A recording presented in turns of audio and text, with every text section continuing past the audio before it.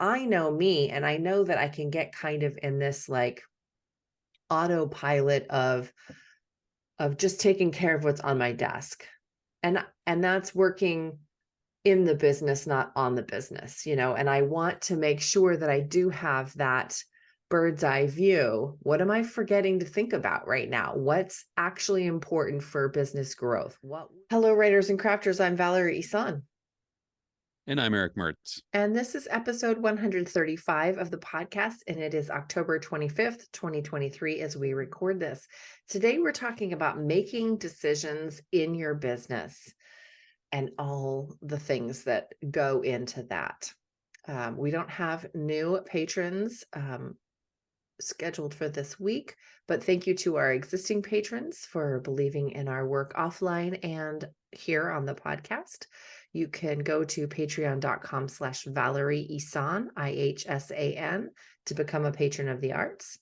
And also patreon.com/Strange Air Stories for Erick's collection of short stories in the paranormal mystery genre. And I think one just came out yesterday, right? No, I posted to that account. I posted the first chapter to the next book. It's up there for free if you want to read it. Of course, we want to read it. Yes, the pre-order for Season of Shadow is up now. That's Erick's new title. It's coming out November 16th. And you can read the first chapter on patreon.com/Strange Air Stories if you want to check it out. And that is free, right? The first chapter is set up for free. Okay. Yeah, check it out. And there's like a link to pre-ordering the book if you'd like. And we both have speaking engagements coming up. Mine is actually in 2 weeks. I think it's the first weekend of November, I believe. And I'll be in, where am I going this time? It's Gig Harbor, right in the harbor writing conference. I'm really looking forward to that. I have this cute little Airbnb, and my friend and I are going to go drive up together and hang out that weekend. And yeah, I'm super excited about that conference. And you've got one coming up in April in Colorado Springs. I haven't been back to Colorado in, I don't know, 20 years or something. It's been a long time since I've been in Colorado. So Pike's Peak Writing Conference, if you want to check that out. I also have a gig. Jazz up your writing. Jazz up your writing. That's what your topic is? That's the theme of the whole conference. Oh, cool. Jazz up your writing. That's awesome. Jazz hands. I have another workshop coming up. It's actually hybrid. So I was going to say, if you're local to the Eugene Springfield area, but it's also going to be like virtual. So it's hybrid. So anywhere, if you want to find the core message of your memoir, you can sign up through wordcrafters.org. That will, the workshop is November 16th. It's a Thursday evening. And so that's cool. I'm looking forward to that. Yeah. I think that's my last speaking gig for the year, I believe. That is scheduled as of right now. Right. Who knows? There could be something more. There could be something more. I just got back last night from Florida. I went and saw my mom and my sister and brother-in-law and nieces and nephews, and it was super awesome, super fun. It was exactly what I needed. The weather was like 25 degrees warmer than it is here. Sunny. We hung out at her pool, and it was just glorious. It was supremely awesome. She's got a really great lanai. I never knew what that was. I never heard that word before Golden Girls. Oh, right. But yeah, so she's got a lanai that's gorgeous. Like, I really love there's three like seating areas out there, plus the like lounge chairs that are by the pool. Actually, there's 4 seating areas. And then the lounge chair area, and then the pool, and it's all encased. That's kind of a funny word, but it's in a like a screen house, so the bugs don't get in. And yeah, it's just great. I really love her lanai. It's awesome. We just basically stayed out there for 4 days straight. Didn't do anything else. That sounds great. It was really awesome, and I totally needed it. And, I came back and it was raining. Oh, welcome to the Pacific Northwest. It's gray and rainy. Yeah. Yeah. But my dog didn't even want to go out for a walk yesterday. She was just like, yep, I'll skip that. Yeah, I've got a little Chihuahua, and he's, almost 15. So I have to like pick him up, take him outside, put him down.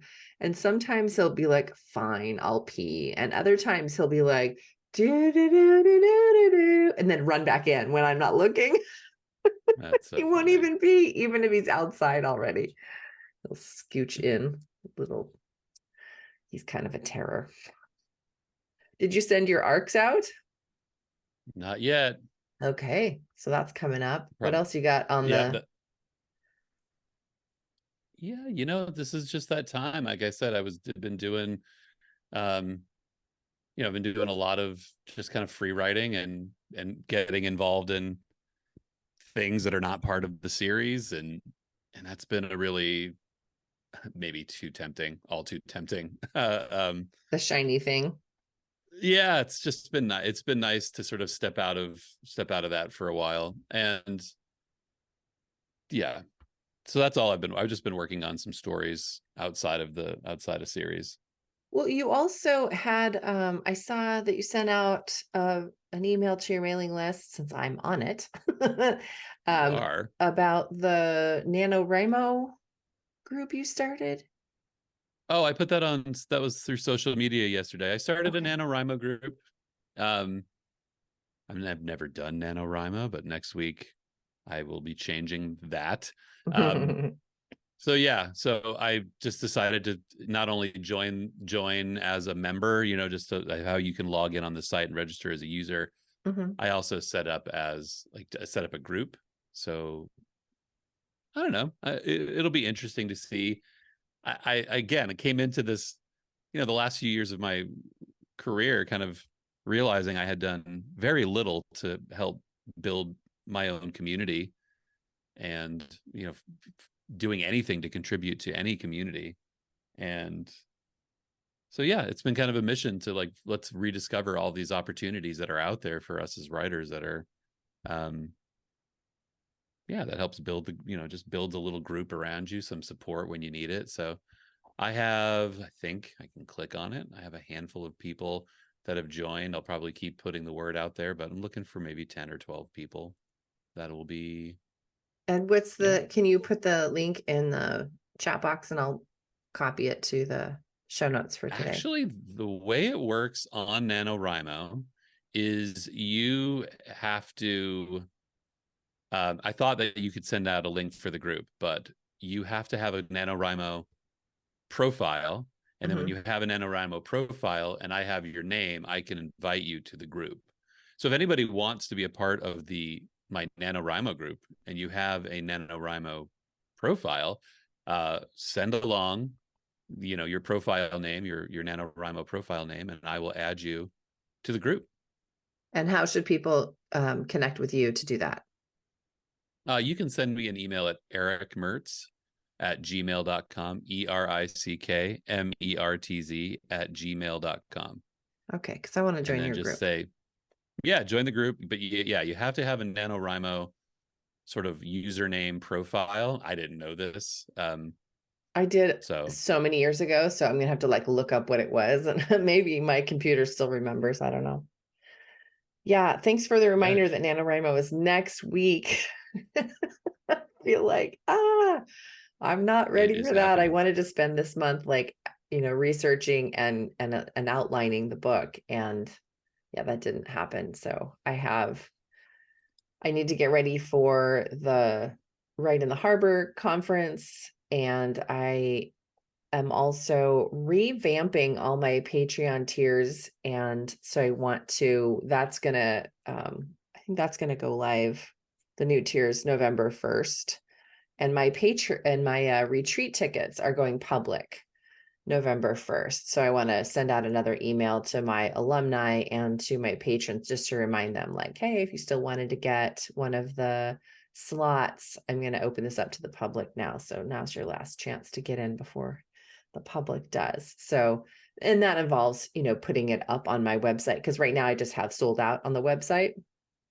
So I need to make that live. And I haven't, this isn't very good marketing, you guys, but I haven't set up what the theme of the retreat is this year, and come up with the workshops.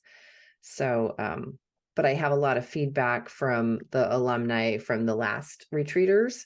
So I'm going to take into account that they wanted more workshops. So I have to come up with probably 2 more workshops, I think. So I've got some thinking to do about Patreon and about the retreat. So that's kind of on my list for the rest of the month, really, is making sure that that's all set in place. So November 1st happens and it's ready for everybody else. So, let's see. With those things, I was just thinking, as you said that as you develop those courses, you can always just sort of bring those new things out, use that as marketing, right? You might have one course or you might have one theme, and then you don't have to come up with everything at once. That's what I kind of like about, you can develop it as you go and then like use that as an incentive, like, hey, I'll be doing this, hey, I'll be doing that. Yeah, that's kind true. of a cool way to like, yeah. And that goes with like book launches and stuff too, because I still have not made the audiobook for the memoir that came out last March. So, I ultimately would love to have all of the formats available every time that I, release a book, but there is something to be said for like staggering them and bringing them out, slower, because there's always a new product coming out that you can promote and keep eyes on you. What are you reading? I am reading, again, stopping in at the library, and they have these silly, what are they called? The Lucky Day books. You get this like, you think you have your reading list figured out, and then you walk in the door and there's something great and shiny. You talk about new and shiny. I'm reading the Joe Nesbo book, and I'm looking for the title, because the title of it is, I keep messing up the title. It's got a phone on the cover. Let me find the title. It's about a kid who witnesses some odd paranormal activity, and he sees a kid die, and he kind of goes through this like process of trying to convince people that it happens, and people don't believe that it happens, don't believe him. They're like, it's called the Night House, and people don't believe him, and then he is convinced that he has to convince people. So it's his sort of process of like kind of reliving, trying to help people figure out, like trying to figure out how to convince people that what he witnessed is real. It's really interesting. Like, plays on that horror trope of like, is what's happening real, or is what's happening a part of my imagination? If it's so he's an unreliable narrator then, yeah?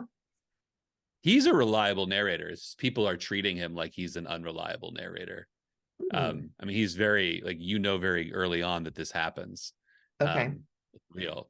And he's trying to convince people, his peer group mostly, because he's a kid, that what he saw happened, and no one wants to believe him. It's got a little bit of Stephen King's It, because it takes place in 2 timelines. There's the timeline when he's a kid, and he's going through the experience of seeing this happen, seeing it happen, and then trying to convince people. And then later in life, when years have passed, and he's still living with the memory and feeling of it. So it's interesting. Did you read Neil Gaiman's The Ocean at the End of the Lane?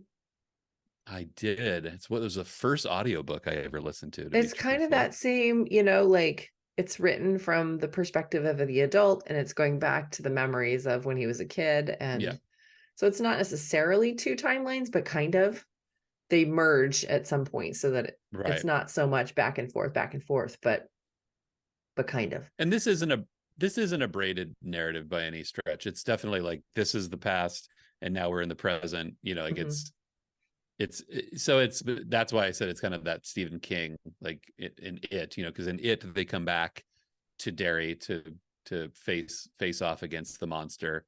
And this has that. I've never read Joe Nesbo before. I have probably half a dozen of his books lying around, and literally without shelves in my office, they are literally lying around. But I've never picked them up. They always felt a little bit like, Stieg Larsson or something, one of those, like, the Harry Hole books felt like they were going to be kind of a, like a vortex I could fall into as a reader. But he's a good writer. It's really interesting. Yeah, it's really interesting. Obviously it's in translation, so Joe Nesbo? there's a bit of that. Yeah, he's Swedish, Norwegian. Oh, he's Norwegian. I didn't know that. And what I find interesting is that I was reading Frederick Bachman's Beartown a month ago. Yeah, I read that a month ago, and that I think I said, like, it's translated from Swedish to English, but they left certain words in Swedish words. Kroner, certain nouns were left in Norwegian, or like what would be culturally Norwegian. And this book, all of it is in English. So there's dollars and cents. I thought that was an interesting, just like, translator thing. So anyway, I'm still reading all of the same books that I mentioned last week, because I didn't get as much reading done on this vacation as I thought I would. And also I, had, like, this is my airplane book, and I was deliberately something that would be fast paced. And sure enough, I read it on, the flight home. So I just finished The Stranger Upstairs by Lisa and M. Matlin. And that has an unreliable narrator too. But you don't think so at one point. At the beginning, you don't know she's unreliable. You think of her as more like an anti-hero sort of person. And then you realize that she's got all these secrets, and then you're wondering, like, because as a reader, you don't know all the secrets yet. Which is good, because then it's not a big backlog, or not backlog, but backstory dump. It's not one of those. So you just sort of get introduced to the secrets as you go through the story, which makes the pacing cool. And then you are starting to wonder, like, is she going crazy? Like, you don't really know exactly. So she becomes this unreliable narrator, or the reader recognizes her as an unreliable narrator at some point. Maybe she always was. Right. So that is what I'm reading. So now, I'm going to go back to Indelible and Harness and Catching the Big Fish. And I'm also beta reading. I kind of put that on the shelf, but I still am in the middle of beta reading for an author colleague friend. And of course, client work allows me to read other novels as well while I'm editing. So that's what my update is. So you're going to read Children of Ruin when you go visit your cousin? Okay. Yeah, that was the plan, but now I grabbed like 4 books from the library last week, and I've got they jumped the stack. What are you going to read? Got the new I really liked S.A. Cosby's. I read his. Now I'm having to look for the name of the book because I forgot what it's called. I think it was his new book, All the Sinners Bleed. I picked up off the shelf at the library, and I really like Blacktop Wasteland. It was really good.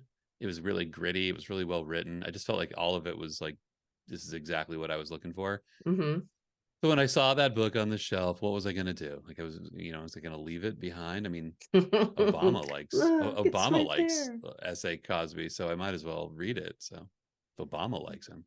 Did you read The Singer's Gun? You were talking about it last week. Yeah, we're talking about like layers, like geological layers of book stacking. That was going to be the next book 3 books ago. Oh, okay. So that's still coming up. Okay. Cool. Who knows? I mean, I keep walking into that library. I might not ever get to it. Who knows? I need to walk into the library a little more often, because I keep buying books, and I keep telling myself, don't buy any more books. Go to the library. Well, I keep buying books too. My mom worked. So here's the trap that Oregon City is a trap for me, because there's you go downtown or just up from downtown, and there's the library, and then a block up is the little library bookstore where my mom works. And so if I walk into that little library bookstore, look, I love my mom for many reasons, but one of the reasons is I walk up with a stack of books and she says, "Oh, let me get these for you." So on Friday, I was in there. I had a stack of books. I'm looking over my shoulder. Yeah, it was like a stack of 5 books. And I said, "Oh, let me get these." And she said, "Let me get them for you." So like, what am I going to say? No. So, and then there's the library down the street and right across the street, and they do a really wonderful job. That's what I love about the Oregon City Library. All of the new stuff is just out when you walk in the door. You can't miss it. So you're always sort of confronted with what's available. And that's like, oh my gosh, that's out. So grab them. All right. I want to talk about making decisions. So let's talk about it. I was thinking about this morning. There are so many decisions that a business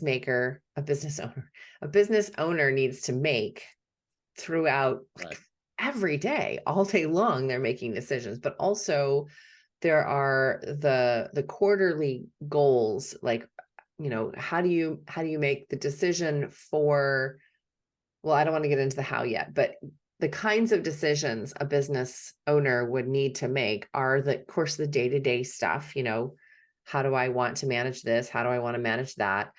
And also then the campaigns that you have, like, what do you want to promote this month? Or what do you want to, what new product do you want to design? What service do you want to provide? What book should I start writing next time? Or, it's an endless amount of decisions that need to make, and decision fatigue is real. So creating systems that allow you to not have to make as many decisions throughout the day, even if it is in some other realm of your life, like some people have like their capsule wardrobe or, whatever, like they eat the same thing for breakfast every single day. Like, so they take out some of the decisions that they would have to make so that they're not fatigued by the time they're in their business chair, wearing their business hat and having to make more decisions. So I just want to like put that out there to begin the conversation with. We have so many decisions to make all the time.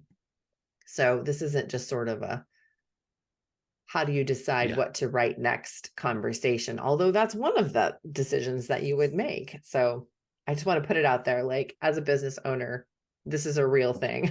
There's so many decisions to make. Yeah, absolutely. There's a lot of decisions to make. And then, I think the decision fatigue is a real thing, because I get to the end of my day and I'm just like done. I'm just kind of done making choices. Which is hard because life doesn't, when I get up from this desk and walk away, that's not the end of the need to make decisions. I still have to go downstairs and like decide when my kid gets off of his device, and I still have to decide what's for dinner, and I still have to decide what I'm doing with my evening, or, so you have like, everything, there's no end to the decisions. And I think that having, like you alluded to, is this like idea that you have to have sort of a methodology, or you have to be aware and have a process for like what decisions, how you're going to approach decisions. I actually know people who wear the same clothes all the time, same clothes, same things, because it just takes away that decision of what am I going to wear today? Which seems like a silly thing to stress about, but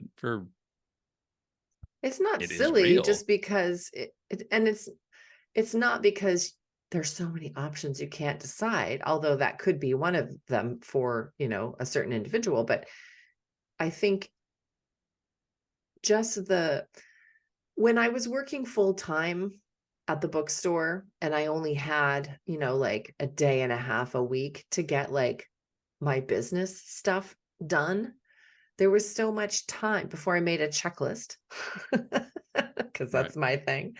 Before I did that, there was so much time spent sitting in my chair going, okay, what is it that is next up? Like, what is it that I am still in the middle of? Okay, here's the thing I'm still in the middle of. Okay, so do I want to finish? Can I work on this thing, or is something more pressing?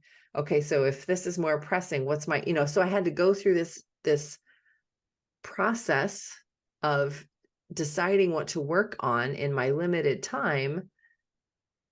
And then, there was so much time eaten up by just that process. I had to, as you said, come up with a methodology, a plan, so that when I sat down with my limited hours to work on this, side gig, that I would be able to dip right in.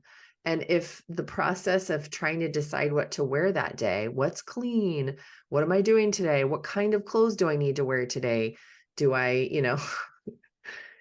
yeah, that just takes up time. And yes, it does contribute to the decision fatigue, because it's just one more thing that you have to think about. So that's why somebody would, eat the same breakfast but Right. I get bored easy. And so I do I did that one, wear your dress for 100 days in a row. So I always knew what I was wearing, but then I decorated it differently. I styled it differently every Right. day. So that contributed to the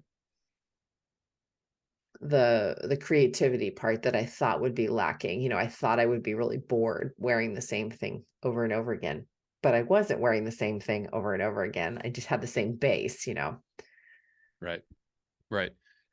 So Yeah, I feel like, and I didn't mean to say that, like, it is silly to think that that's a decision that could cause stress, but I think that when people think about a business, like, I think they think of and this is where, this topic for me gets really interesting, is like, we think about these high level decisions, like, what will I write next?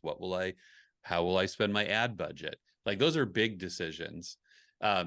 We would regard as bigger decisions. I think sometimes when you look at a business, it's hard to realize that part of getting to those big decisions is the executive function of, like, dealing with smaller decisions. All right, like, this is why I eat granola every morning, because I have to commit all of my energy, my decision making energy, to getting to those bigger decisions. I'm not going to say making those bigger decisions, but you getting to those bigger decisions, like, it takes a lot of energy. And I will just say that, like, this is something that I, as a business owner, business operator, I like to think of myself as an operator. On a funny side note, I got a letter from the Oregon Department of Employment that someone had filed for unemployment, that, through me. Like, I was their employer, and I had let them go. And that was so funny, because I'm like, I'm not even a business. How can I don't have any employees? It was such a weird feeling of, like, and the lady laughed at me at the Oregon Department of Employment, because she said, yeah, this happens all the time, don't worry about it. But I think it's real. Like, there's a lot of those big decisions are not one decision. right. When you're deciding how you're going to commit ad spend, or whether you're going to dive into a new something, like, you're making 20 small decisions to get to that big decision. Absolutely. That's And that's exhausting 30. to think about, but that's why I think mind mapping, or I call them the oh shit list. So I just sort of, like, write down the brain dump, the brain download, these are all the things that I have to do this quarter, or these are all the things that are going to be part of making this decision about the ad spend, or these are all the things that I want to accomplish this coming year. And then breaking them down and deciding and prioritizing, and going through, like you said, the first round of decision making. How do you, I guess that's kind of what I first do. If I have an inkling of, okay, I'm going to have to make a decision about my Patreon page, for instance. Like, all right, it's not as functional as I'd like it to be. It's kind of clunky, in the interface, not the interface, but, like, there's too many tiers, and nobody really knows where to go when they first get to my Patreon page. So I want to make that more seamless.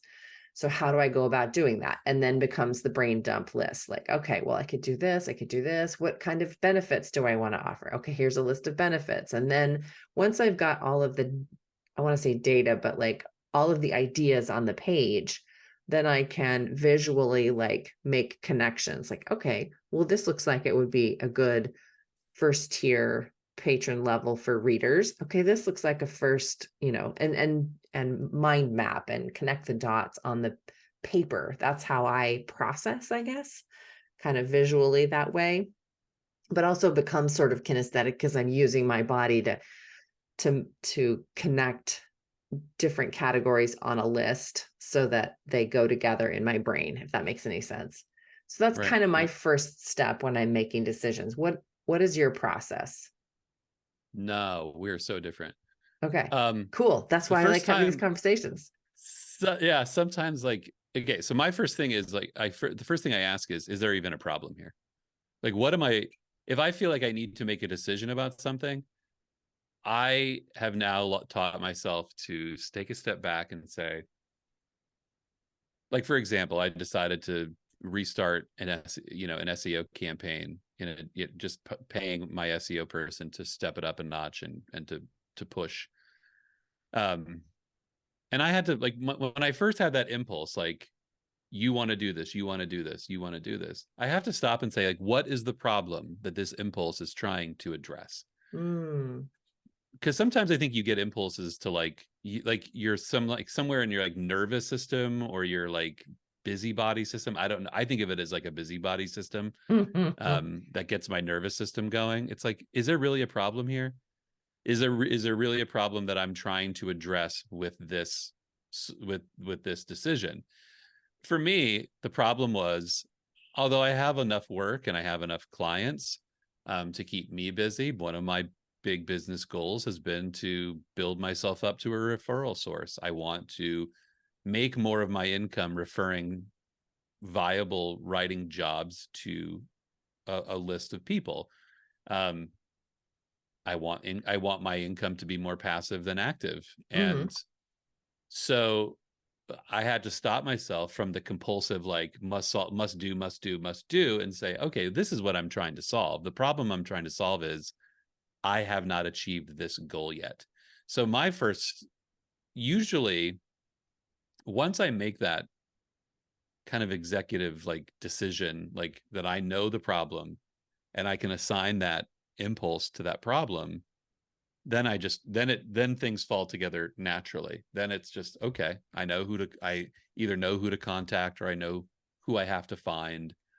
I can start making those steps. But for me, the muddiness is when I have this impulse and I'm not able to even assign, like, wait, what am I trying to do here? And that will usually happen at a period of inactivity, and inactivity being like, it's a Friday afternoon. I've been done since 2, been hanging out at home, doing home things. And like, I'll just have this like impulse, like it'll come out of like, you're not at your desk. You're sensing a problem. Like, there's no problem here. Like, you shut it off or put it in the queue. So shut it off or put it in the queue. I like that. Because sometimes I'll just be sitting here, like, truthfully, like coming up with problems that there's not even real problems. They're just me. Yeah. Just spinning. There's not really a problem here. Yeah, there's not really a problem here. It's just me trying to do too much. But once you identify the problem, then it's a matter. Yeah. Then it's creating a hierarchy of like steps. What comes first, what comes second, what comes third. Hierarchy. Because that becomes the trouble when you're doing, you're assigning your own. Now you've got the problem and you need to you've made a decision to solve that problem. Like, you have to create the hierarchy of small decisions. Am I going to go with the SEO person that I've worked with for years? What tier of service am I going to pay for? What questions do I need to ask her about what I've been doing versus what she'll be doing? Like, so when you come up with those questions for yourself, what do you do with those? Do you just sort of like know and keep them in your head and then kind of, or do you write that down somewhere so that you remember to? Yeah, I usually write them down. But I guess what I try to do is I try to separate the questions. These are the ones that I can answer for myself, and these are the ones that I can't. And so that gives me some control over, like, this is what I know, this is what I don't know. Because there's always something I don't know. I don't know what I had to talk to my SEO person and say, hey, what would I be getting for, I don't know, this extra $100 a month that you're charging? What do I get for that? Do I really need to pay for that? It's part of the research process. Yeah. And I think it just knowing where to look helps eliminate a lot of like, there's not really a decision to make, you know, once somebody, I don't have to agonize over that decision when somebody gives me information. I guess that's what research and questioning does, is like, it eliminates the need to really present yourself with questions. It's like a lot of times that the little bit of research just answers those things for you. I didn't need to spend $110 extra for, you know, what she was charging, because I do that already. So, okay, and I've done it well, and I know I've been taught how to do it. So I would rather her do the, you know, save the $100. So so what I'm hearing is that you first get kind of an inkling that there is, oh, I should be doing this, I should be doing this. And so that you then identify whether it's actually a goal that that it would go with a goal. So identify the goal first, and then when you get an inkling, you know, okay, this actually does fit with the goal, so I'm going to take it seriously. Or no, this is just distraction, I'm going to not even pay attention to this. So that's the first part. And then what's next? I mean, after you create the steps and answer those questions or not, when do you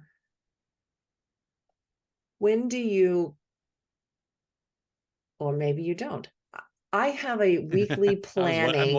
I'm on edge here. Like, I'm sorry. I'm like thinking and yeah, at the same time, which doesn't make good podcasts. No, it's fine. So when I try to have a planning session with myself every week, just to kind of keep up with, like, what questions do I want to consider? Because I know me, and I know that I can get kind of in this like autopilot of just taking care of what's on my desk. And that's working in the business, not on the business, you know, and I want to make sure that I do have that bird's eye view. What am I forgetting to think about right now? What's actually important for business growth? What would be business growth for me? Does that fit in with my personality? Is that something that I really want to do? Okay, once I decide then that that's something I want to do, so I guess going into the how to make decisions, like, I think what you said was perfect. Like, identify what your goal is.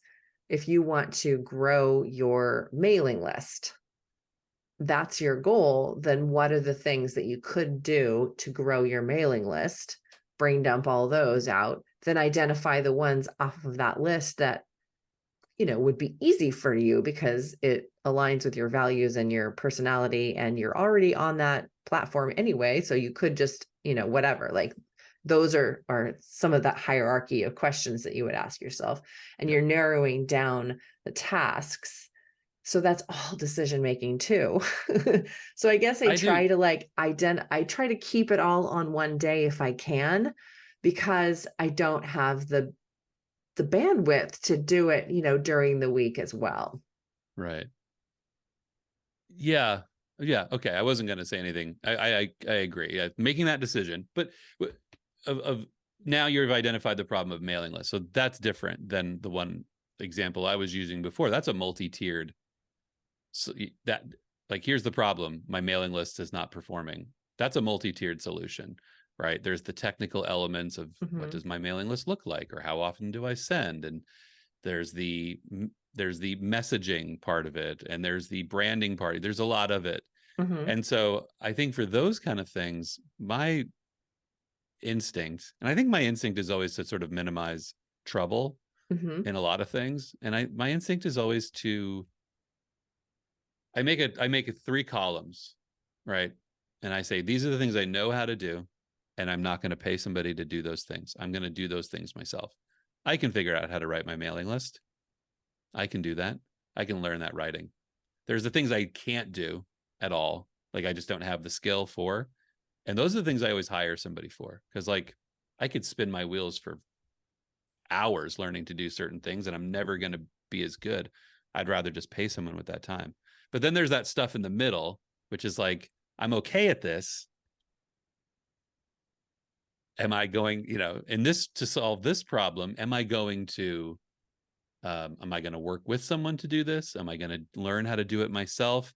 I think it's important just to look at the many tiered things in your problem solving and say, yeah, empower yourself to do the things that you know how to do, empower yourself to offload the things you don't know how to do, and then the real decision making comes in that middle where it's like, how am I going to solve this problem, which I can go about, one of 5 ways. That's where it gets a little tougher. For my mailing list, I consulted with somebody who was a mailing list person. I said to myself, I can figure this out by reading 15 books or 10 books and blogs, and I could commit all these hours to it, or I could pay this person $100 to let her look at my mailing list and then give me 2 hours of her time on the phone. That was worth it. So I think it's important just to, when you're faced with that big mountain, just decide which parts do you want to tackle. You don't have to do it all. That's a good reminder. So one of the obstacles, FOMO, yeah. It is FOMO to feel like I have to do it like everyone else is doing it. Because if you read all those blogs, it's like there's somebody on that list that masterminded every aspect of your bigger problem, and you could feel like a real failure if you're not doing what everyone else is doing. So does that make sense? I forgot what I was going to say now. So when you have, one of the things I think that would stop someone from making decisions is that feeling of overwhelm, that FOMO, that kind of paralysis by analysis. I think other things that could prevent a person from making decisions would be not having enough information. Right. Maybe just being tired. Like fatigue. If your biological needs have not been met, like if you haven't eaten today, maybe this is not a good time to like make this big decision. It's not. Just having the time to think about it too. I'm pretty high intellect on the Clifton Strengths. It's one of my top 5. So that just means I need to think about things before I make decisions. And if I don't, that's where I get in trouble and I get overwhelmed, because my default was always like, oh, how hard can it be? If someone's asking me to do something for them, sure, I can add that, but I don't. Yeah. If I don't stop and take a look at, okay, how's this going to affect my weekly grind? You know what I mean? Is this actually fit into a time block somewhere that I mysteriously can create, or is this just not even feasible? Like, no, I cannot do this. I love rescuing dogs. I can't rescue all the dogs I want because the city of Springfield puts a cap on how many I can have on my property, for one. But even if that were not the case, they're looking out for you. Yeah, they're looking out for me, because I mean, I don't have the money for it, because taking care of dogs, especially elder dogs, is expensive. And there's these wonderful organizations out there that will pay for all of your rescue, bills if you just provide this safe home for them. But I can't even do that because of the city of Springfield's limit on dogs. But that becomes, let's not blame the city of Springfield here. Yes, Val. I'm going to totally saving you from yourself. It sounds like I am. But yeah, being able, an obstacle to making a decision would be not having enough information, not having the time to think things through before making the decision. What are some other things that would become an obstacle to making a decision for you? I think an obstacle to making decisions can be Man, this is me to a T. It's like I over emphasize the things that I'm good at and enjoy. Like the actual, ass and seat writing is like, I could really do that 40 hours a week in some form or another. It never gets old. I never tire of it. I mean, maybe not 40, maybe 30. I would need to take some walks, but I would never, if I would just do that all the time. And it's why I always get to this place where it's like 3 weeks before book release and like, yeah, I've done like a third of the things on my book release list, because really I'm just more in like, I saw this as an opportunity to write something else. So I think it's overindulging the thing that works really easily. For me, that's just, I think probably for a lot of people, if you're more comfortable, I actually have known a lot of writers who don't launch their site because they're spending all this time doing doohickeys and, buttons and polishing the look of it. And it's like, that's for me, like the perfectionism and also the distraction of all of that too. Yeah. That gets in the way so how would you,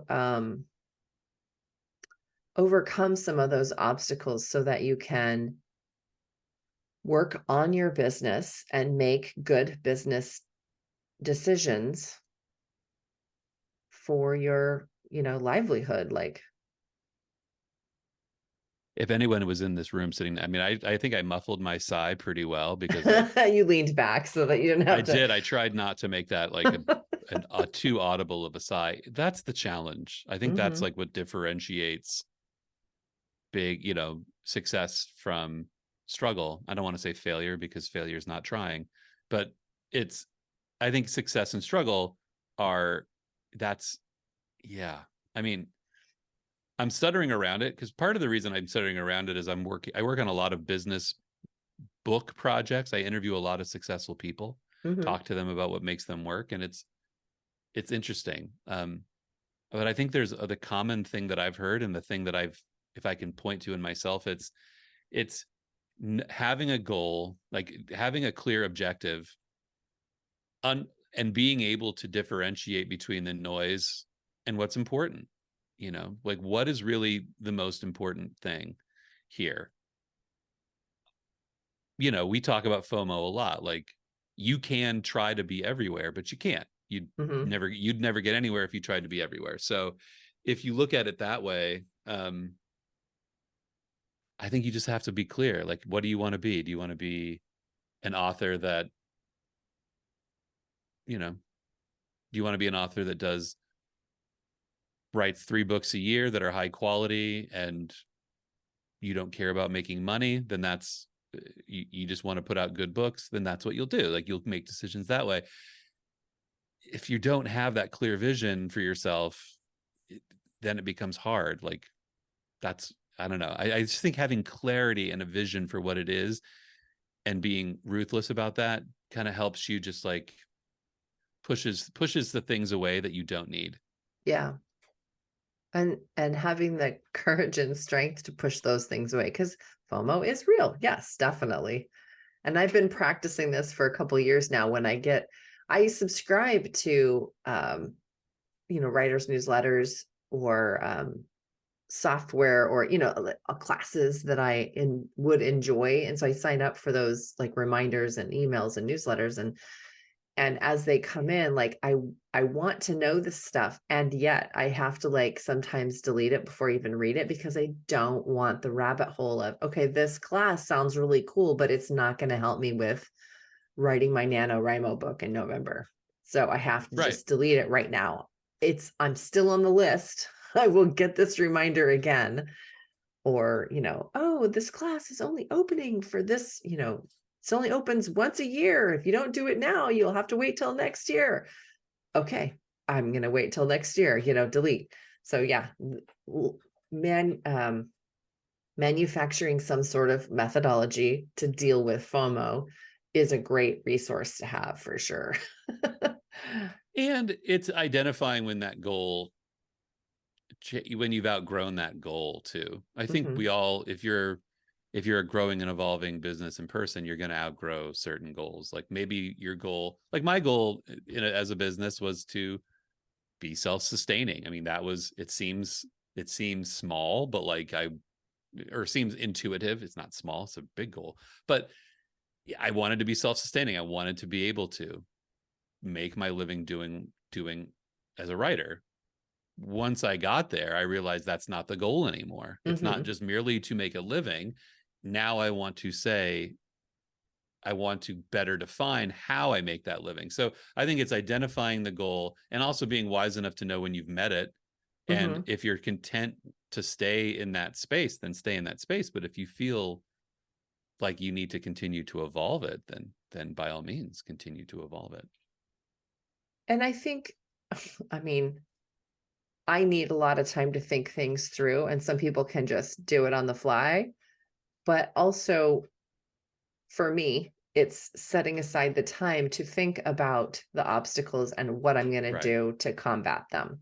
So like, if I know you identified something that is totally not an issue for you ever. You just sit, button, share, write the words, like you could do that for 30, 40 hours a week. That's not an issue that you have a problem with. A lot of people do, though. A lot of writers, they just can't even get in the chair. And so it becomes like developing a writing habit that they are proud of and is sustainable for their lifestyle. So the obstacle to that would be, coming up with an obstacle. All right, let's just use a writing habit for example. So if my writing goal is to write 500 words a day, Monday through Friday, in five, well, I could do 500 words. I could do in an hour. I think that's about my writing speed. I could do more than that, but like if it were a sloggy day, I could probably do that in 1 hour. So if I'm going to say I'm going to write for 1 hour a day, Monday through Friday, to create this writing habit, what's going to stand in my way? Okay. So maybe it is a client deadline. I feel like, I don't have time to work on my stuff. I have to work on the client stuff first. So that could be an obstacle. So how would I combat that obstacle? Well, that would be like figuring out how much time I have left for the deadline for the client and breaking it down into daily increments.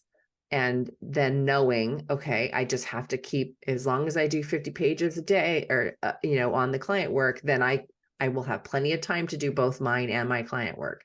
So knowing that. And what's another obstacle? Maybe being too tired to get to the desk. You just want to sit on the couch with a cup of coffee a little bit longer. Well, maybe that means a different bedtime ritual, So I would really systematically and granularly go through all of the obstacles that could prevent me from, after I've identified and the goal, what are the obstacles that would prevent me from working on that goal, and then figuring out a way to avoid those challenges and having a plan for if the challenge arises. Right. Yeah. So that's kind of my process, but maybe it's a little more, it's intuitive for me. Yeah. But it does require a lot of thinking, timing, planning, writing things down. Here's my plan. If this goes wrong, here's my plan. If it doesn't go wrong, here's my plan for, so I'm a planner, I guess. I mean, you know this about me, but yeah, I do. And like, I think everybody makes that map. Like you used the term mind mapping before, everybody makes that map. It's just, some people have to write it down. That cements it for them. Some people have to say it out loud. Some people have to say it to someone. I think it's just figuring out for you what's going to cement it, what's going to make it connect for you. And then and do that and not worry about, because sometimes I'll hear you say something like that and say, I don't write these things down. Am I doing it wrong? Yeah, no. There is that tendency to say, like, I'm not doing what Val's doing. That might be, we can't do it like everybody else. We have to do it like ourselves. And just remembering too, I think that if it's not broken, don't mess around with it. Yeah. it's okay to try new things out. I think that's important. It helps us pivot, when we need to pivot. If a system is not working and something needs to change in order for it to be more efficient, you can start looking for other ways to do those same things, but in a more efficient way. But if it's working fine for you, just knowing there's another system out there that you could try, that's the FOMO, being able to identify like, okay, this works just fine for me. I have no challenge with this. I don't need another system to try out. Right. Gosh, it's such a balance. I mean, it is. Yeah. It's a balance every day. I'll make between now and the end of my workday, I'll make 5-10 decisions without, some of them I'll think about overly. Some of them I won't. They'll just come naturally. I don't know. Well, because I think you've internalized the process of knowing what is an important thing to think about right now for your business. If something comes up, the impulse comes up. Does this, nope. Okay. I'm saying no. Or, oh, yes. I want to think about that more. Let me write that down in my idea file so that I can get back to what I'm supposed to be doing right now. Or, okay, this is the time I'm thinking about this thing. I got to figure out how I'm going to spend my ads. Right. And you sit down and you figure it out. Right. Yep. So everyone has their own process, but I thought it would be fun to like talk about our processes and then, Yeah. I like to get meta. It's 2 meta episodes in a row. I don't know. Maybe we should have an overarching theme next time. Well, I always come out of these with like, this will be something that lasts with me throughout the day, and for days after, just like thinking about how I make decisions and is this an efficient way to do it? Deciding whether or not I'm making decisions the right way. How meta is that? So yeah. I don't think it's something you can actually, I think you can overanalyze it, but I think if you're not analyzing it, then you're really not doing your job. There's a balance there you have to find. And that's just. And I think that's why like regularly scheduled check-ins are important, because like I said, I know me. I know that I tend to fall into that like autopilot of just doing what's on my desk or just in the email inbox. And I'm just responding to things that show up. I need to schedule time for me to think about the things that are important for my business so that I don't get stuck in that rut. Thursday afternoons for me. I'll be there tomorrow. On a plane probably, but doing the same thing. Nice. Well, enjoy your vacation to sunny Florida. Sunny Florida. Yeah, I left. It was like 83 degrees, I think, when I left, and I came home to the 45 degrees. I was gonna say, careful what you say, because it's here for a while. Yeah, I had to like text my husband. He was picking me up from the airport, and so before I got on the last leg, I was like, "Bring a sweatshirt with you. I'm really cold." That's funny. All right. Well, enjoy your week, Eric. Thanks so much for talking with me about this. Absolutely. And happy writing and happy Floriding. I don't know how to say that. Enjoy your time with your family and read more books. Yeah. Get into that list of books that I've. Yeah. That's what I mean. Yeah. Forever. Start attacking the stack. That's what I'm going to do. All right. Have a great day. Bye-bye. Bye-bye.